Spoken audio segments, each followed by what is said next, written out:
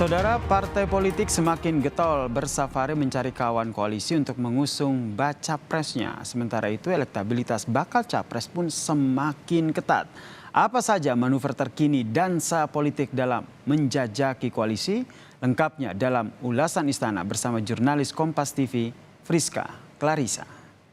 Now, development is ongoing. What else are you waiting for? Who will win next year's presidential election?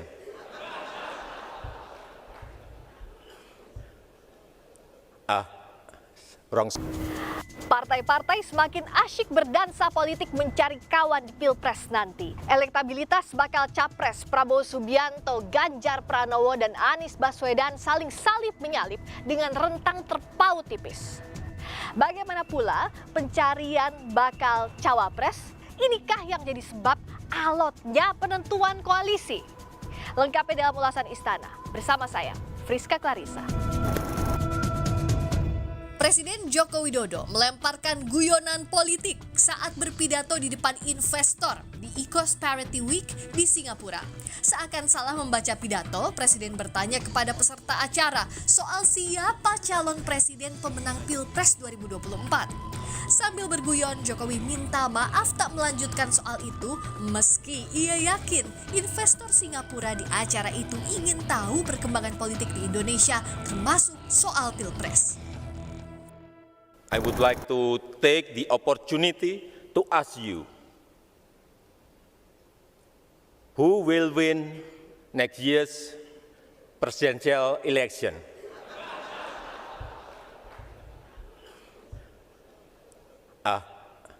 Wrong speech.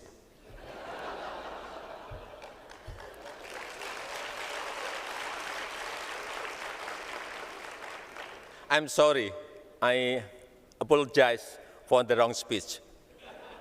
Even if I know that all of you are curious about it, I'm sorry.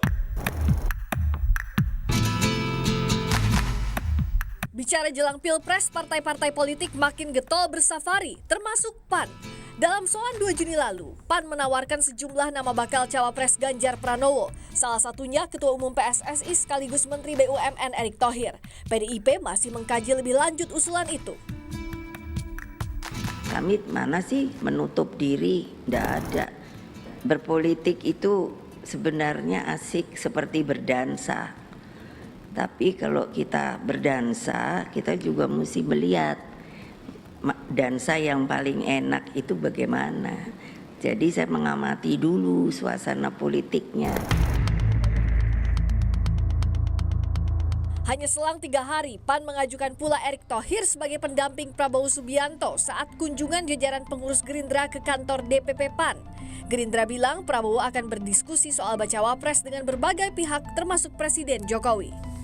Pak Prabowo akan melakukan diskusi dengan semua tokoh yang penting, apalagi dengan siapapun, apalagi dengan seorang presiden yang penting karena ini adalah orang yang legasinya akan diteruskan.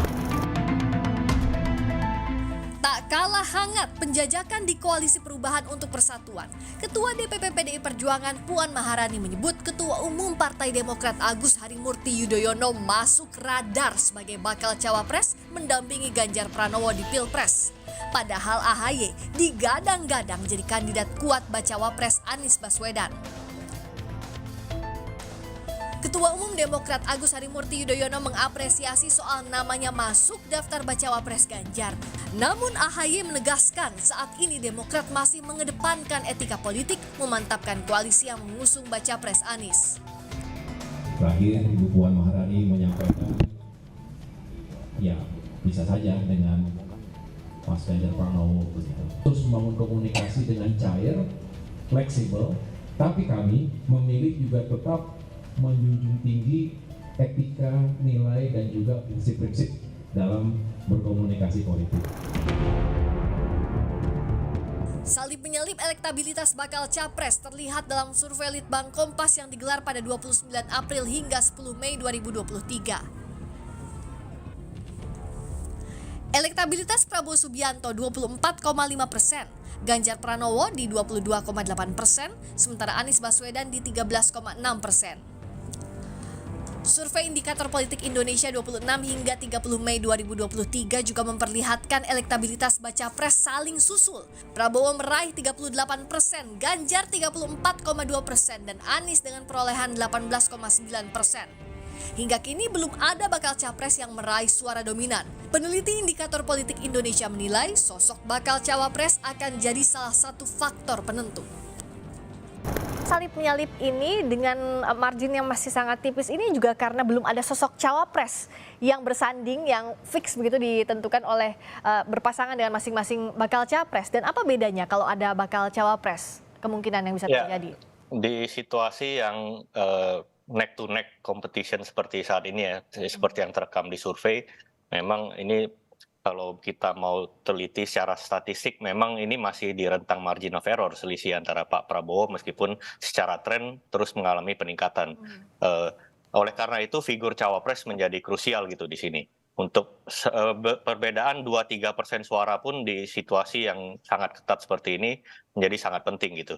Dan di survei telepon yang kita lakukan kemarin, memang ada beberapa nama yang mengalami lonjakan elektabilitas cukup signifikan, sangat signifikan di konteks survei cawapres gitu.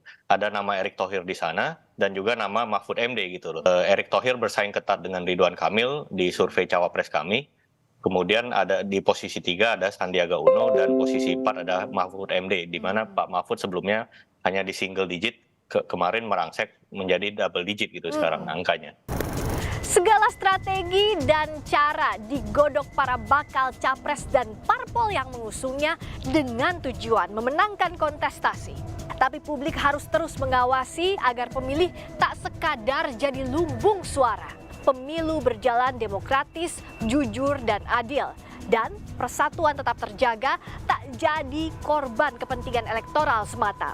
Friska Clarissa, Atmojowidi, Kompas TV, Jakarta.